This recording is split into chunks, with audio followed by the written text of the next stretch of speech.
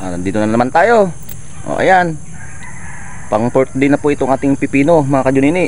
So ayan o, maganda-ganda na yung mga tubo nila talaga.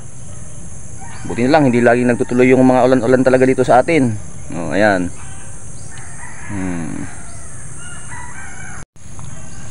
Ayan na mga kajunini o, 4th day na ang pipino natin. Sakto ito pag namunga, wala na lang kayong mga pipino. Kasi ngayon na panahon kajunini, mura pang pipino. Ayan, maraming nagtanim.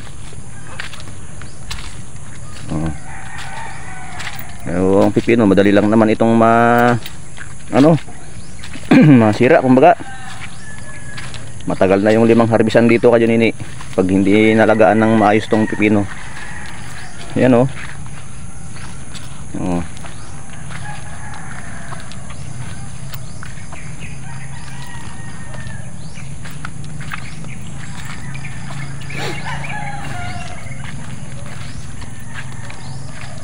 Masyado pa rin malagkit yung lupa dito kajunini. At talagang pa rin, madalas pa rin yung ulan-ulan. Sabagay maganda na, pabor naman sa mga pipino yan. Huwag lang malakas. Ayan. Nag-abang-abang ng pipino ko dyan. Makakatikim na rin kayo ng pipino na malalaki at masarap at matatamis at malinamnam. Ayan o. So, nagtatanong kung anong ginamit kong buto dito kajunini. Siyempre doon tayo sa garantisado at sigurado. Iswiss tayo kajunini. Yan. Laging iswiss ang ginagamit ko dahil sigurado ako na tutubo talaga lahat. Ayan o.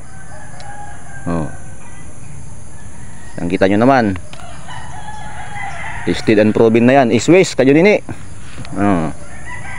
Re-recommend ko sa inyo yung iswiss na yan. Maganda talaga ang niya, pag tubo. Yan o.